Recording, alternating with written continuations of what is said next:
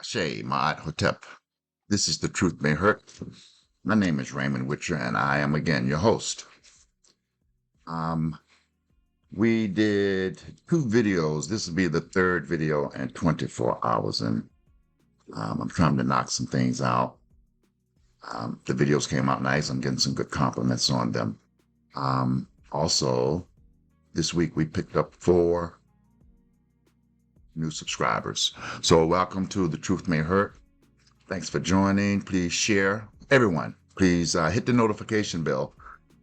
It's in the right on the YouTube page so that when I put out new material, you'll get a notification. The ones that you like, please share on your social media. Please watch with your family. Invite people to the channel. If you like what I'm doing, tell people, hey, ride with Ray for a little bit. He's showing some interesting things. I should have took a few notes, but I want to get this done. What I want to go over with you is I have what I'm going to show you is this video is going to be focusing on the last race to know Earth is round, and now telling everyone who God is. When we did the video on the Kiss of Ra, who is the Kiss of Ra, and a couple of the other ones, we talked about how, the video on, they only want us to believe everything the colonial system gave us to believe. They don't want us to educate ourselves. No, don't educate yourself. We'll educate you. No, that's the Hellenization part of colonialism. They erase all of our VIPs, which are value, interest, and principles, and they impose their values, interests, and principles, the Europeans' values, interests, and principles on us. Doing the presentation on who is the Kiss of Ra, I showed you that the European race has only been on Earth 8,000 years. Okay? So it makes sense that the European race is the last race to find out that Earth is round, because until in the medieval period, it thought Earth was flat. So the last race of people to become part of the Earth population, they would be the last people to find out that Earth isn't flat. Okay, but during these times, the Africans had they knew Earth was round back in the BC, before the Common Era, in the period of BCE. They were sailing, we were sailing. We had navigational maps. We knew the sea currents and what direction the wind would be blowing during the spring and the summer. So we knew things. So on a previous video, I asked the question, why would the white race be so afraid or make laws to prevent black people from learning how to read, learning how to write? Okay, and the way that they were presenting this to us is in their philosophy and doctrine and dogma that they had generated that identified us, labeled us as ignorant, lazy, unintelligent. But this is why we need to go back and learn our history, culture, and spirituality pre-slavery, as I'm showing you here. Because that's when you found out we always were able to read. We had the first written form, which is cuneiform and hieroglyphics.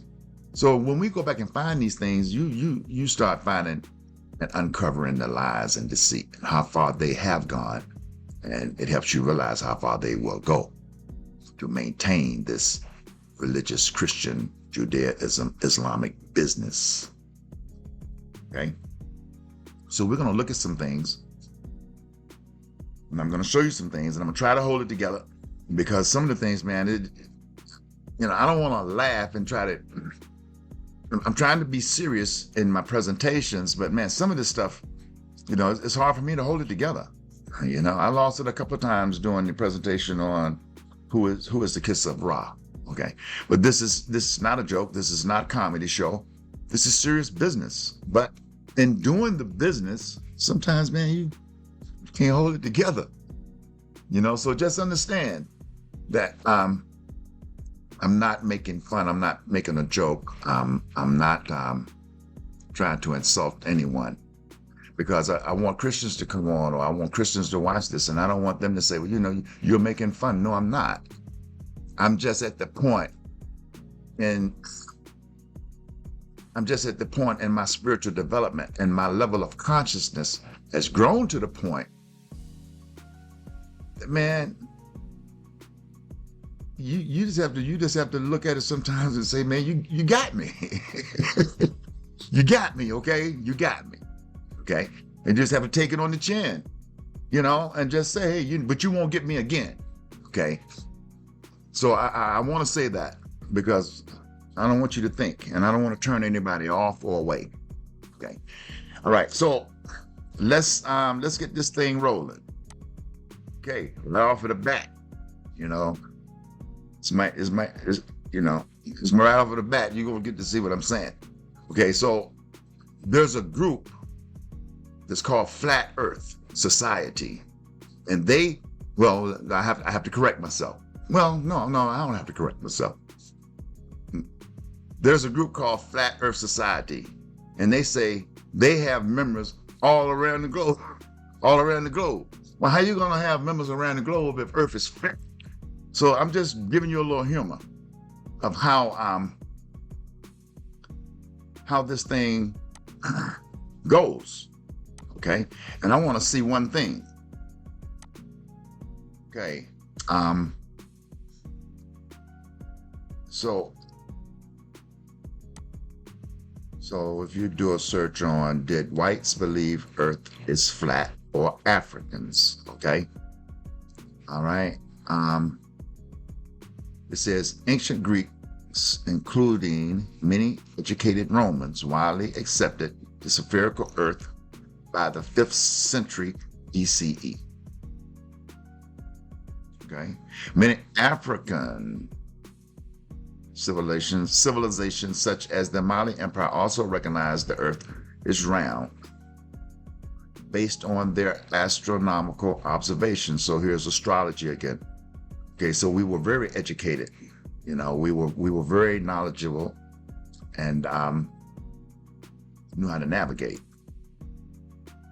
Some early European explorers and philosophers debated Earth's shape, but it was not a universal belief. By the Renaissance, so the Renaissance period, I think that was around 1453. So you're talking about the 5th century. Talking about the 15th century, 1453, the Renaissance period. The spherical model was firmly established in Europe. So it wasn't firmly established in Europe until around 1453, the Renaissance. What is the Renaissance? You studied Renaissance in school. The Renaissance, okay, I needed to go backward, because before we get to the Renaissance, we need to go back to the Middle Age. Okay, because the Middle Age is when Christianity was created. The Middle Age period is when Christianity was created. So when you hear me say that Christianity was started and created in the Council of Nicaea in 325 AD. Okay. Then they had all of these Catholic councils. The first one, the Council of Chalcedon, then the Council of Ephesus, and it was another one, and then the Council of Chalcedon was in 451 AD, and the Middle Age started in the 5th century, which is in the 400s. So the Middle Ages started around or at the Council of Chalcedon, and that's when they said, we have created enough dogma and doctrine now to start a religion. And that's when the Middle Age started, or when they called the Dark Age. Okay? Okay, and it says, spent out of the Middle Age, spanning roughly from the 5th century to the 15th century. So for 1,000 years, this was the Dark Age. The Middle Age was the Dark Age. For 1,000 years, the Catholic Church suppressed. It wasn't dark. It wasn't, okay, well, it's dark outside. No, it was dark because this is when the Catholic Church went to work, and they started forcing Christianity on everyone during this time frame with Constantine the Greek. Okay? And they said that we can't catch you with any other Bible than our Bible. We can't hear you teaching or preaching anything other than our doctrine and dogma, or we'll kill you. It was the Dark Age. It was the age of suppression. So for 1,000 years, from from 451 AD until the 1400s. The 15th century starts at the 1400s. Okay? And after the Middle Age, and I think it's 1453, the Renaissance started. Okay, so the Renaissance is also known as the rebirthing. It's after they had spent 1,000 years in the Dark Age suppressing everybody, then they started the European Inquisitions, where they were going around having inquisitions and hearings and killing everybody that the inquirer didn't believe that they had converted to Christianity. Okay? So this was during this Dark Age period. Okay? Then around, I think it was 1200, 1300, they started phasing out of that, getting ready to go into the Renaissance. It's started in 1453, I'm pretty sure. Couldn't find the year, but I'm pretty sure it was 1453. Okay, and that's known as the rebirth, that they're going to now. We've killed everybody for 1,000 years. We created all of our dogma and doctrine. And the other thing that happened during the Renaissance period is the Gutenberg press came out, a German press called the Gutenberg press, and they started printing their new Bibles, starting with the King James. Okay, this is when they really started getting ready to conquer. Okay, so we're talking about the last race to believe that Earth was flat is now telling everyone who God is. Okay, and the reason that I had to go back to this period to show you how they built up to become the ones that's telling everybody who God is and what God said. And that black people, y'all are cursed. They had to put these things in place. Okay, yeah, I was right. Okay, the Gutenberg press was invented by Johannes Gutenberg in the mid-15th century. The first book printed using the Gutenberg press was the Gutenberg Bible. That's right. Okay, the first Bible was the Gutenberg Bible, but it was the first release that the Catholic had put out. Okay, the invention marked the beginning of the printed revolution in Europe. It's significantly increase the availability of books and literacy rates. The press utilized. Okay, so the Gutenberg press came out right during the Renaissance and the rebirthing period, and they were able to start banging out Bibles. That everybody has to have one of our Bibles. You have to follow our doctrine, and anybody caught reading another Bible other than our Bible, we're going to kill you. Okay, we've gone around for the last 1,000 years killing everybody. Don't let us catch you with anybody else's Bible. Then the King James Bible came out 1611. Okay, so now, how did these people, I gotta plug up my computer. Okay, so the last race to show up on Earth that has only been on Earth for 8,000 years, that didn't know how to navigate, that didn't know Earth was not flat. I'm gonna show you the year. Around this time, 1400s, right around the Renaissance, is when Europe all knew that Earth wasn't flat.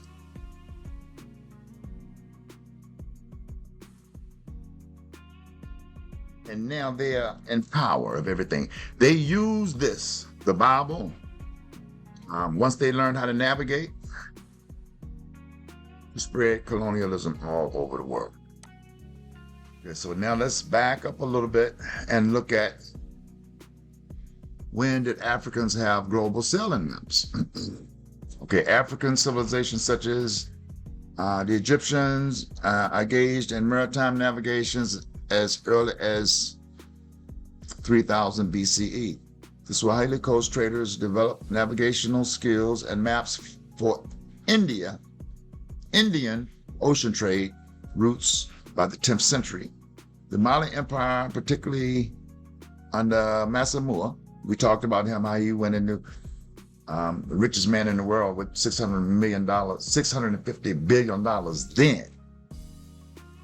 Okay, Elon Musk, I know he passed, I think Elon Musk is a trillionaire now. Okay, they knew about these sailing maps in the 14th century, had known of the trans-Saharan trade routes, so they're going down when they found out. Point being, we weren't ignorant, we knew, okay? They learned how to sail from us. How do you think that the last people to show up on Earth learned these maps? Who just found out Earth wasn't flat in the 1400s. And here Christopher Columbus is on a ship in 1492 on expeditions. Okay? Okay, so if you do, what was the Renaissance? Do a search on what was the Renaissance. The Renaissance is a European period of history, cultural movement. This is when the European cultural movement was to colonize, Hellenize, and take over, okay, of cultural movement. Very roughly defined as a covering from the 14th through the 17th centuries, though sometimes more narrowly defined, for instance, as only covering the 15th and 16th century. It marked the transition from the Middle Age, or the Dark Age, and was characterized by the European rediscovery, the rebirth, and revival of the literary, philosophical, and artistic achievement of classical antiquity, associated with great social change. Yeah, it's getting ready to be a great social change. They're going around forcing Christianity on everybody. They're pushing in the missionaries. They're stealing the land from indigenous people. Look up the doctrine of discovery, and I'll show you that after this. I don't want to leave this. Associated with great social change in most fields of discipline, including art, architecture, politics, literature, exploration, and science. The Renaissance was the first center of the Republic of Florence, and then spread to the rest of Italy, and later throughout Europe. These are the Inquisitions.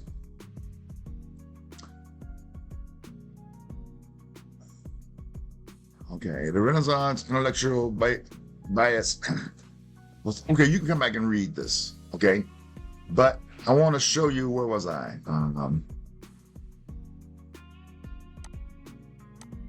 Okay, the doctrine of discovery came out in 1453. I'm pretty sure. I'm not going to go back and pull it up. You can do that.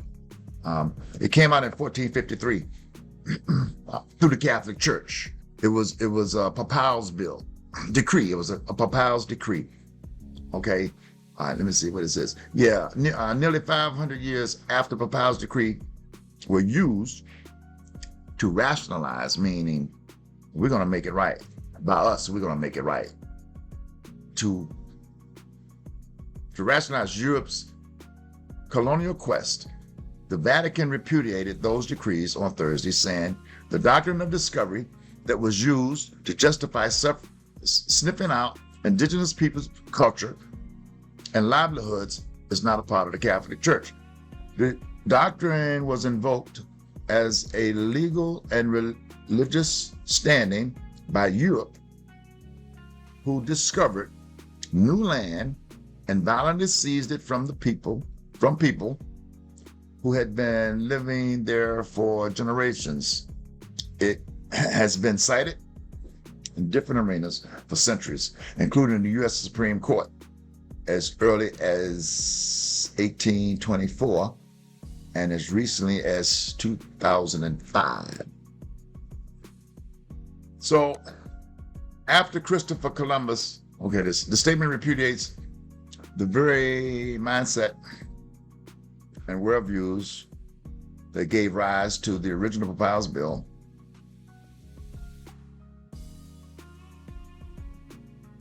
Okay, it renounces the mindset of culture or racial superiority, which allows for the objectification or subjugation of people, and strongly condemns any attitudes or actions that threatens or damages the dignity of human people. See, now they have a heart, because the bill said, here's what the bill said.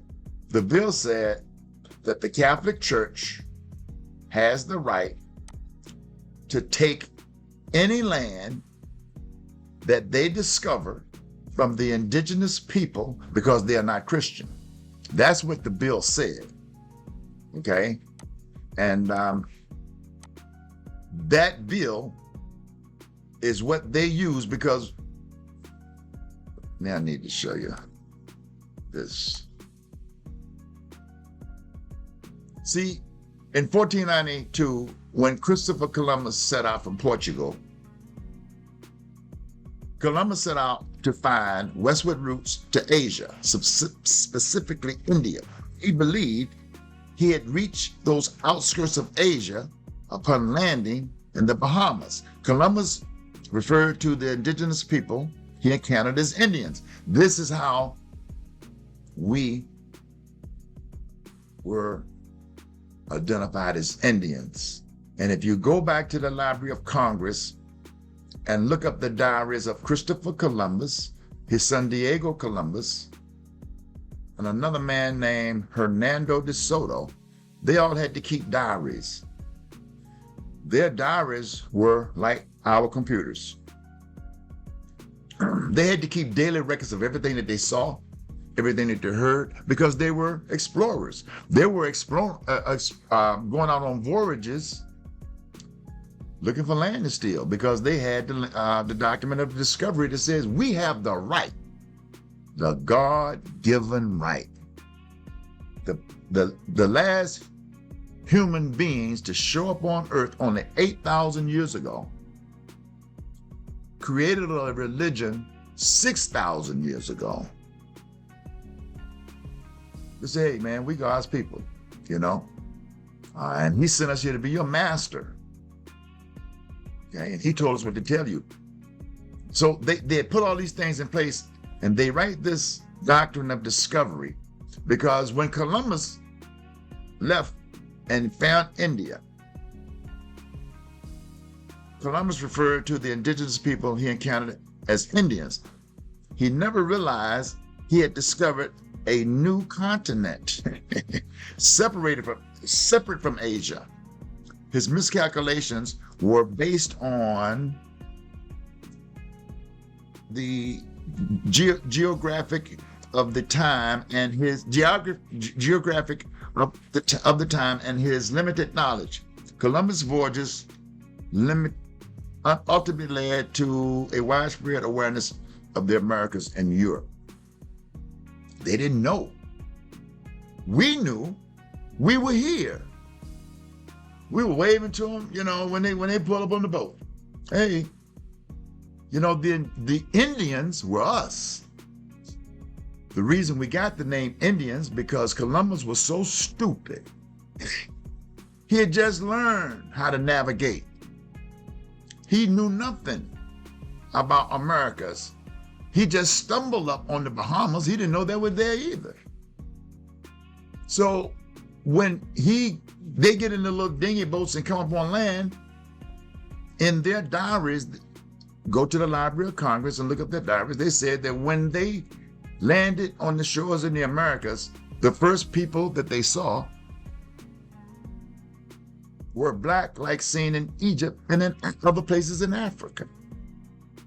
They looked the same, they spoke the same language, they followed the same traditions and customs, and they were so friendly that they would be easy to conquer and turn them in and convert them into the European ways. It's in their diaries.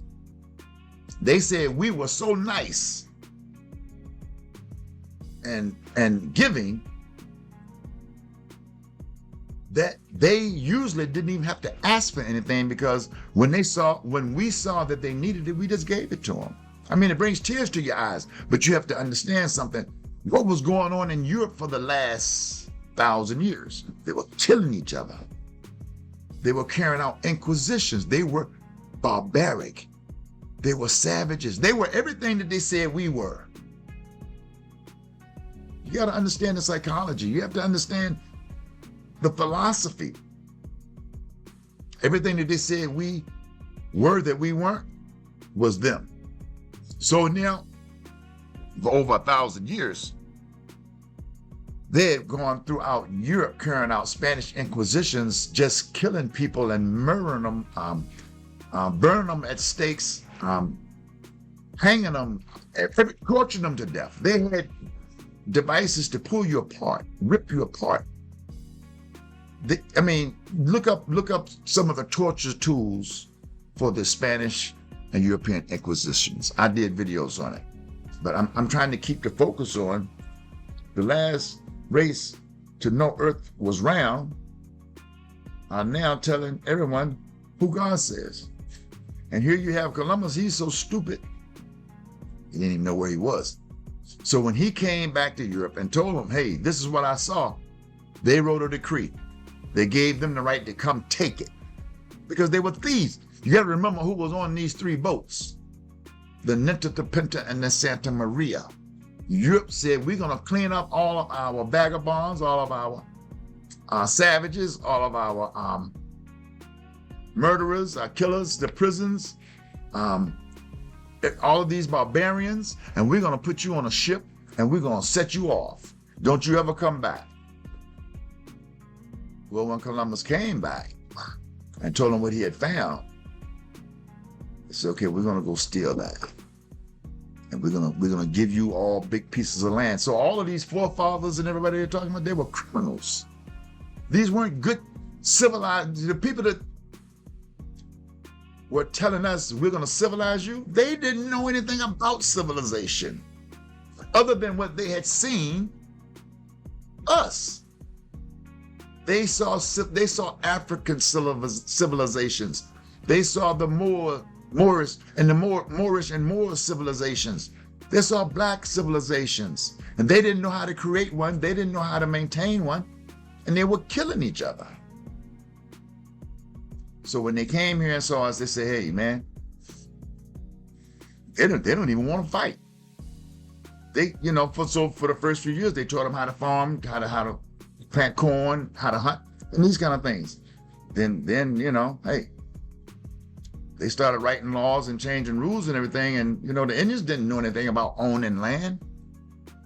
Indians in Manhattan sold Central Park to the Europeans for $14, all of it, and laughed at them. They said, can't nobody own land. The Indians they can't own land. They didn't know that the Europeans had come in and changed and made laws. They knew nothing about laws. The land belongs to all of us. Well, no longer, because they did exactly what they said. They came in and established European traditions, rules, laws, and all of these things. Because you're dealing with crooks. Okay? But that's how this happened. Okay, so there's all these reports saying that, the Catholic Church and then they come back and say, "We sorry." Give back the land. You mean you're sorry? And keep everything. You're not sorry. If you were sorry, you would say, "Hey, man, here's your cell phone. Here's the cell phone I stole from you. And while you're doing that, you may as well take all this stuff here. It's yours. It never was mine. I stole it." So your apology, or you're saying that it's wrong, you wrote it. When did you figure out it's wrong? Did God tell you? He told you to tell me all these other things. Did God tell you to tell me that you repudiate this and it's wrong, but he didn't tell you to give me back my stuff? Come on, man. Come on. And all you want me to do is believe. And these are the people that wrote the book that said, God said, "Do these things to me." And everything is fine. So when we hear that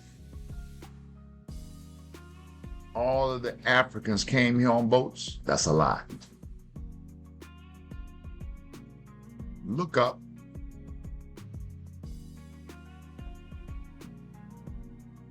American slave ship manifests during the slave trade.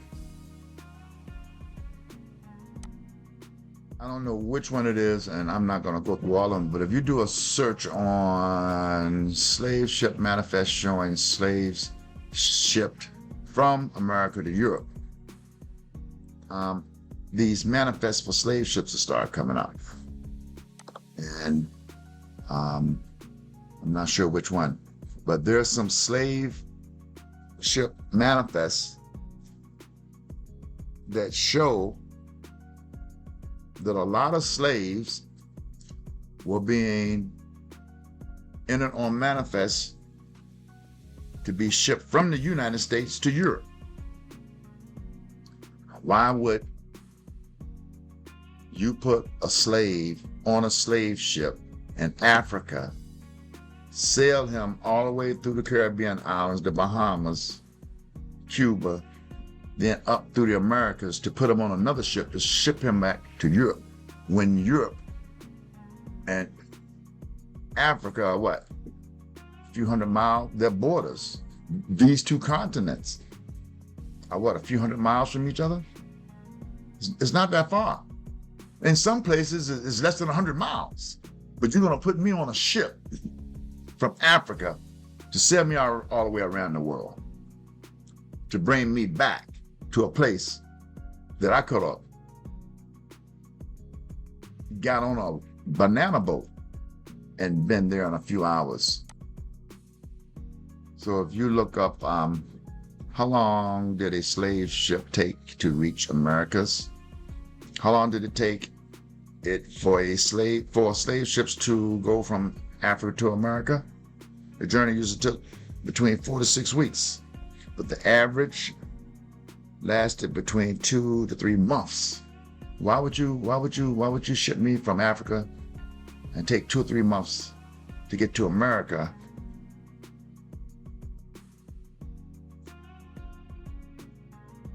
And most of the slaves died trying to get there, to put me on another ship to send me back to America. On each slave ship voyage leaving Ghana coming to America, 15 to 25% of the slaves died.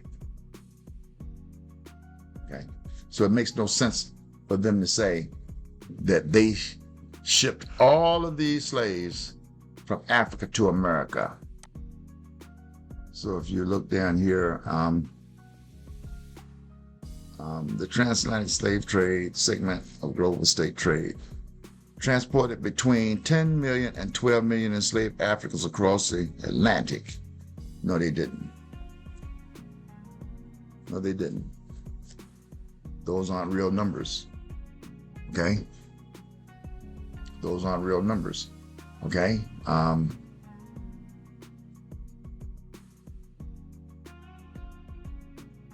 the 16th to the 19th century, it was second of 3 stage of the so-called triangle trade, in which arms, textiles, okay, so these are other things that they were shipping, okay?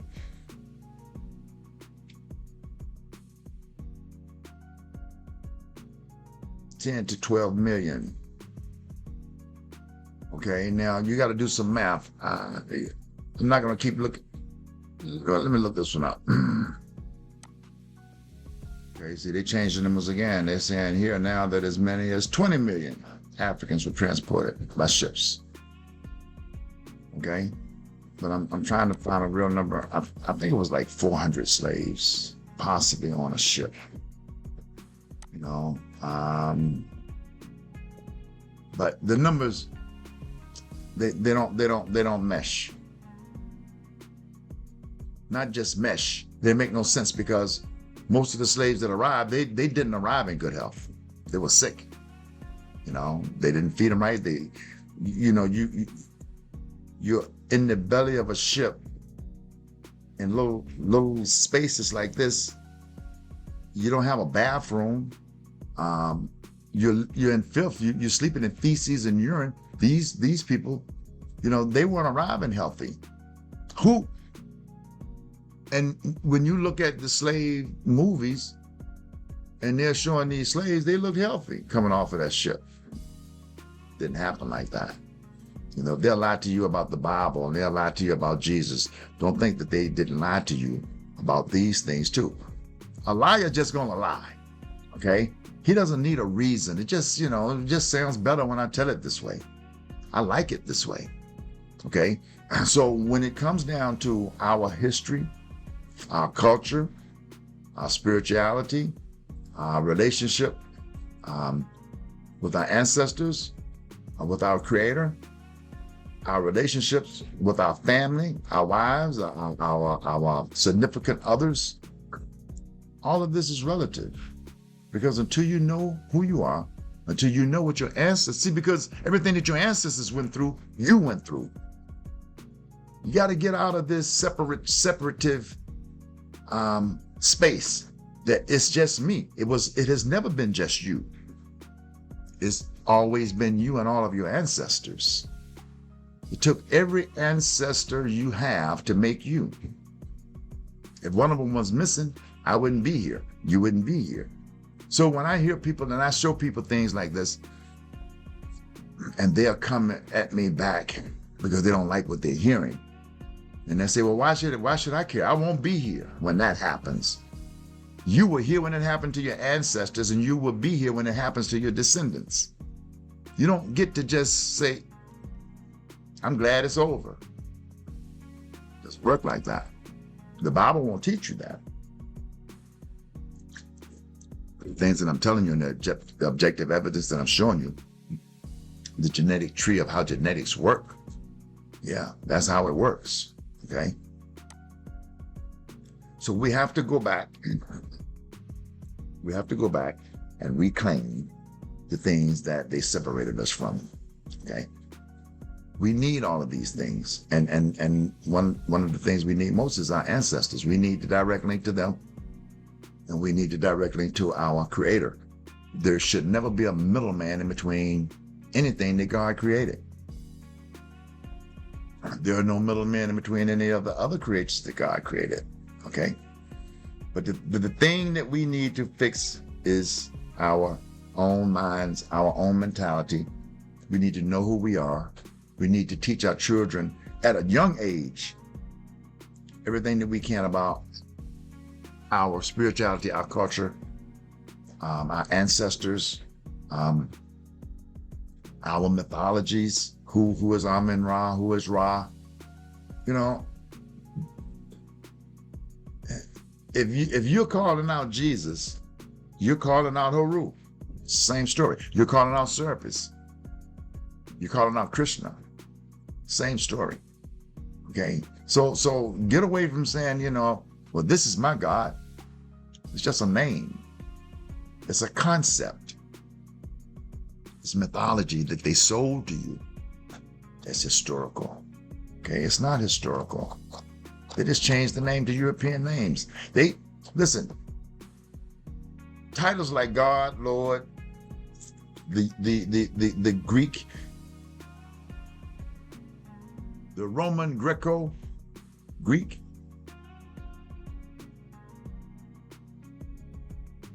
that language, the Greek language and the Latin language is only 3,400 years old. So there was no titles God, Lord, 3,400 years ago, 3,500 years ago. What were we as Africans that have been here, that we have records that show that we can trace our history back 300,000 years? What were we calling who we call God before that? Haru? Amun-Ra? It's the same. That's who we were calling them because it was mythology. It was the Europeans that came in and saw our mythology and said, we need to put us together a con plan. Here come the con man, he's got to have a con plan. And if we take this mythology and we teach it as historical throughout Europe and throughout our white communities and our white nations, we'll get them first. Then we'll come back and get these guys.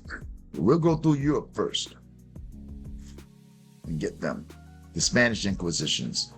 Then we'll take our missionaries and go into Africa and get them because they got the money. They have the diamonds. Okay? And we're going to force this on them through the doctrine of discovery and tell them this is God's will.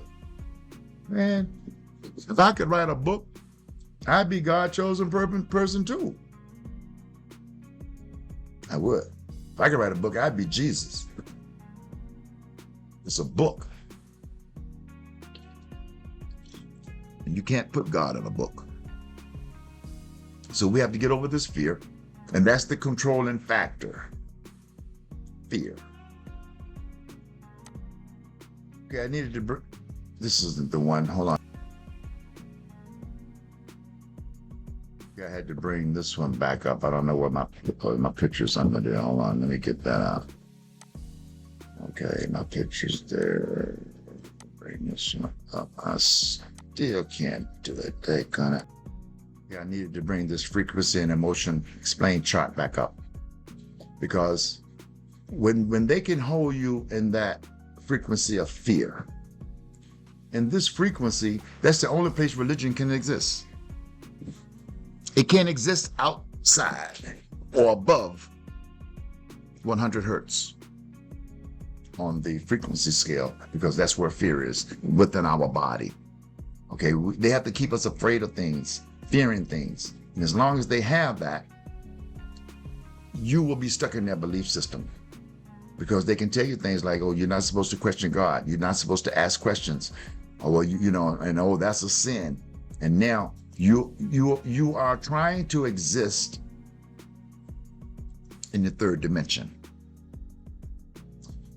The only place that fear can exist is in the third dimension, and the only place that the third dimension can exist is in here. Because it controls you.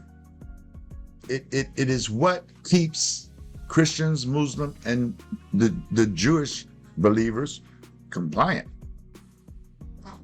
You believe what they say, even though they don't have any evidence. It's a belief system. It's not a I know system.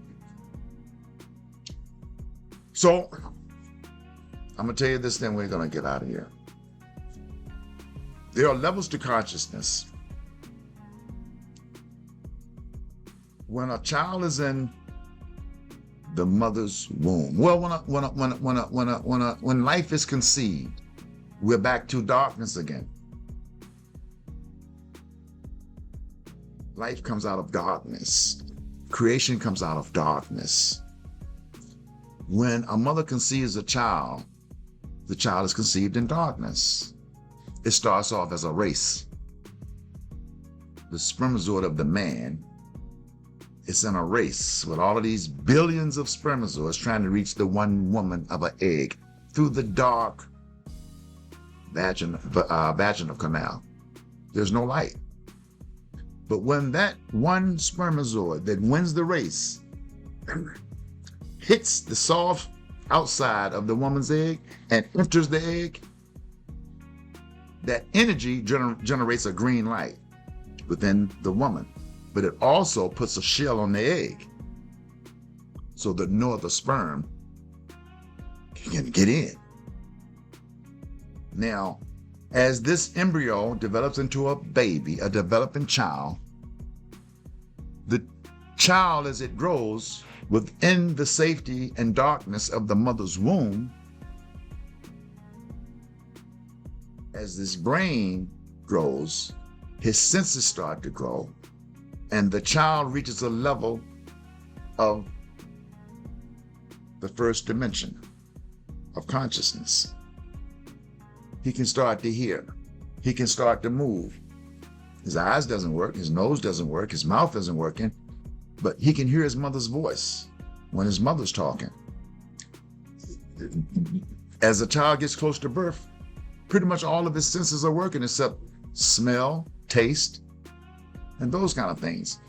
But the child is in the first dimension. He doesn't have a care in the world. He doesn't have to eat. He doesn't have to feed himself. He doesn't have to breathe. He doesn't have to do anything, but just grow. But when that child is born and he comes out and he takes his first breath, that first breath is when the child inhales the Spirit of God. See, look up what in Egyptian mythology, what is the name of spirit? The name of spirit is breath.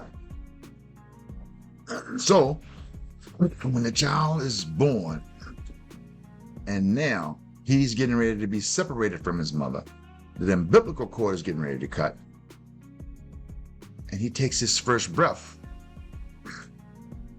Now the child starts his human experience.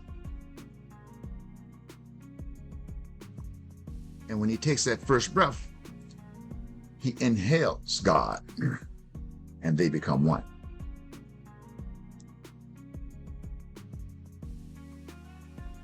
As this child now starts to experience the things in human life, when he opens his eyes, he's like, whoa, these eyes, I can see things, and I can hear more clearly now because I'm out of my mother's womb, and that voice that I've been listening to, that must be my mom I'm listening to, that I'm laying on her stomach. He starts to see. Now he's in the second dimension. because his first dimension was in the spiritual realm. He wasn't even born yet. Okay, but before he was born, his senses were starting to work. So we're talking about levels of consciousness. And when we do that, let me go back here. Let me try to go back here. Now that we're into the development part of our levels of consciousness, and we start having all of these human experiences,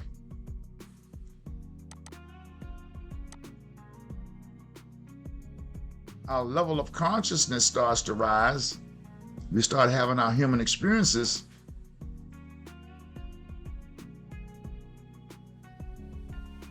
The child knows what touch is. Now he knows what sight is. Now he knows what sound is. And every day he's learning something. And he's learning what's hot, what's cold, what food tastes like. Okay? And as he gets to the level of consciousness, now that he's starting to talk, he's growing,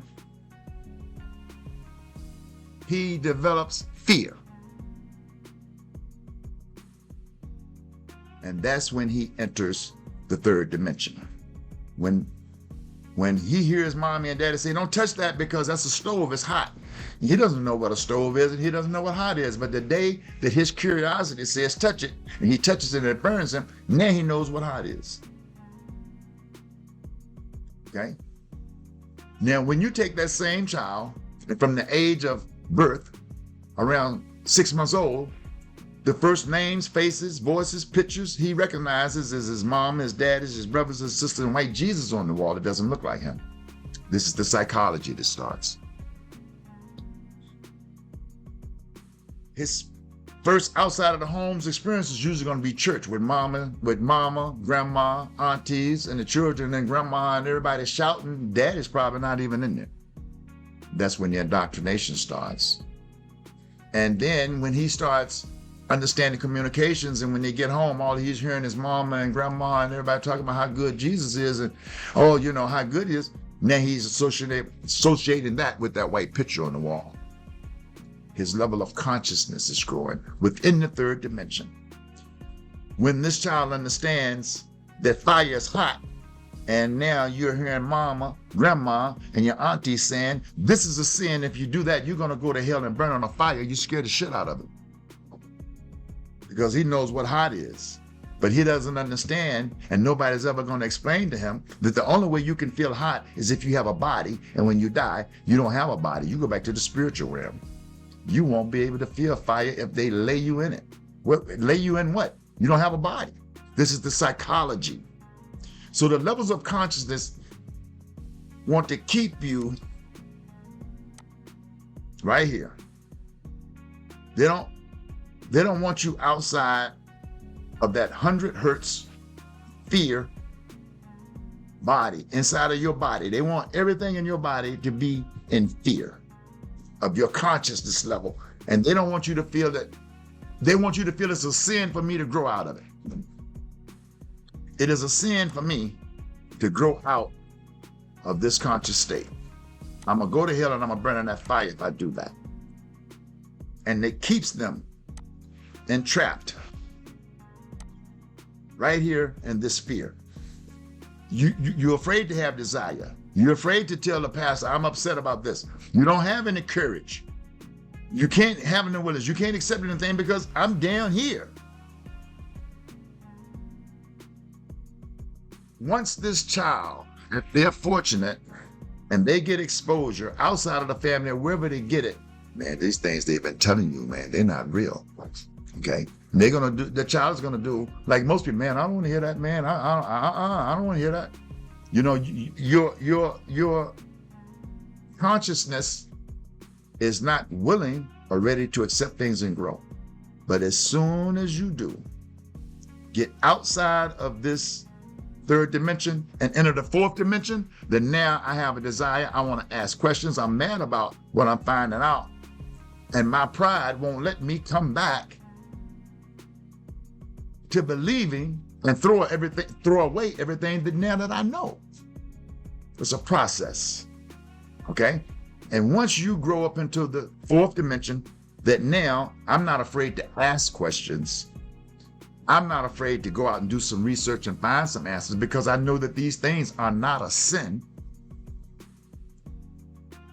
And you learn things, you accept what you learn, you reason with it and say, man, it's just not true. You start to love yourself because now you're not trapped in this third dimension down here in the basement where you're feeling bad about yourself. You're feeling bad about your situation. You're not making any progress in your life. You're in the same place you were 20 years ago. Then you're in the basement. But man, when you get up here, that you start loving yourself, your experiences, now you're experiencing joy, peace, enlightenment. You'd be a fool to say, I want to go back down here and become a believer again. You know? I don't run across people doing that. I don't run across anybody that left the church that's going back. If you run across somebody doing that, please let me know. Once you look, you don't see anybody getting out of jail, breaking out of jail, running back to jail, right? Saying, hey man, I should have never broke out. I messed up. Will you let me back in jail? You know, prisoner don't turn themselves back in. Now, if you want to go back being a prisoner, go on back down into the third dimension. Go ahead, have fun. Go get you some more. But for me, I'm not gonna throw away. See, let me tell you this and I'm gone. Almost 11 years ago, when Donald Trump was running for president in 2015, the campaign, and all of this racism and everything came out like it is now. I'm watching TV. I prayed. I was still a Christian. I said, Jesus, show me the things that you want me to see that I'm missing. Show me what the teachers aren't teaching, show what the preachers aren't preaching, and show me everything that I'm missing that you want me to see. Show me where white supremacy, racism, bigotry, and all of these things that I'm seeing came from, and how Christianity played a role in it. And it has been nonstop since then. It's been nonstop. Okay, so all of the things that I've learned that have delivered me out of the addiction of religion, because it is an addiction. It is a drug. Okay, it does the same thing to you that drugs do to people. It holds you in there. It makes you say, I don't have a problem. Nothing is wrong with me. I don't need help. That's what addicts do. Man, I don't want to hear that. I'm going right on back in church until they realize I have a problem and it's causing a problem in my life. I'm not moving forward. I got to get out of this. I don't see anybody that left the church that's going back to Jesus saying, I should have never left you, because ever since I left you, my life has fallen apart. My life is not falling apart. My life has gotten better. Everything around me now is better. The things that aren't around me now, they don't need to be around me, and I don't miss them. You know, I don't miss things that aren't benefiting my life, my prosperity, and bringing me into a better place and bringing my consciousness up. Bringing my consciousness up. Where am I? Come on, baby. I'm almost done. Okay. Bringing my consciousness up to where now, you know, I'm outside of all of my fear. My head is right. Everything is working right. I have the Christ consciousness. I'm living in heaven. This and I'm gone. Matthew chapter 6, verse 33 says, seek ye first the kingdom of heaven and all of his righteousness, and all of these things will be added unto you. Why would God tell you to seek heaven if you had to wait to find it until you die? He's telling you to go up here in heaven because it's in you now. If you go to Matthew chapter 6, verse 22, it says the eye is the light of the body. And when the eye is full of light, the body is full of light. It's not telling you to use one of your eyes. It's telling you to close both of them. It's telling you to close both of them and use your third eye, your spiritual eye, so that you can see. And you won't be able to see heaven with your two eyes. So God wouldn't tell you to seek something that you couldn't find until you died. And if you don't find heaven before you die, you missed it. Ashe, have a great day.